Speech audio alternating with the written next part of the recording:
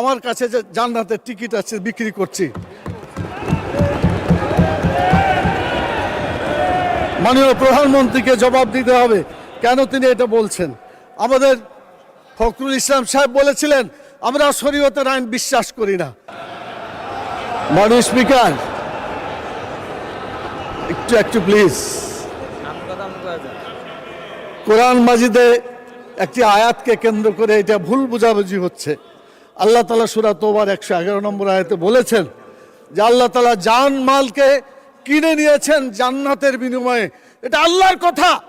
আপনি জানমাল দিবেন, বিক্রি করবেন, জান্নাতে যেতে পারবেন। জানমাল আল্লাহর পথে দিবেন না, আপনার কপালে জান্নাত হবে না। এটা আল্লাহর কথা, এটা মানুষের কথা না। আমি চ্যালেঞ্জ দিলাম জামাতে ইসলামের কোন নেতা বলেছে আমার কাছে যে জান্নাতের টিকিট আছে বিক্রি করছি। মাননীয় প্রধানমন্ত্রীকে জবাব দিতে হবে কেন তিনি এটা বলছেন। আমাদের ফখরুল ইসলাম সাহেব বলেছিলেন আমরা শরীয়তের আইন বিশ্বাস করি না। পরে অবশ্য আত্মসমর্পণ করে নির্বাচনের আগে বলেছেন শরীয়তের বিরুদ্ধে আমরা কোনো আইন আমরা পাশ করব না। তো ধন্যবাদ ওনাকে অন্তত তওবা করে ফিরে এসেছেন। আমরা আল্লাহর আইন চাই, আপনারা আল্লাহর আইনের বিরোধিতা করবেন না বলেছেন। অতএব আসুন বাংলাদেশে মানুষের আইনের কবর রচনা করে কোরআনের আইন প্রতিষ্ঠা করি রব্বুল আলামিন।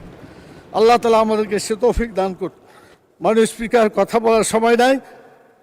আমার নির্বাচনী আসনের কথা, সকলের জন্য যে কথা, আমার নির্বাচনী এলাকা গোদাগাড়ি থানার একই কথা।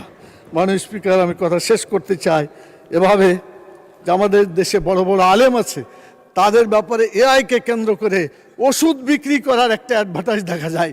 তো এআই যে এইভাবে বড় বড় ওলামায়ে কেরাম আহমদুল্লাহ সাহেব, আজহারি সাহেব, জাকির নায়েক ইত্যাদি তাদের বিরুদ্ধে যেটা মানে এই সেক্স অ্যাডভার্টাইজ করার ব্যাপারে ওষুধপত্র বিক্রি করছে, এটার বিচার হওয়া উচিত। এগুলো দেশ থেকে বিতাড়িত করা উচিত যে কেন তারা একজন আলেমের এভাবে মানে তারা অপপ্রচার করছে। মাননীয় স্পিকার, সবশেষে বলতে চাই এই জাতীয় সংসদে আল্লাহ তাআলা আমাদেরকে পরবর্তী বক্তা জনাব গোলাম মোহাম্মদ সিরাজ, বগুড়া 5।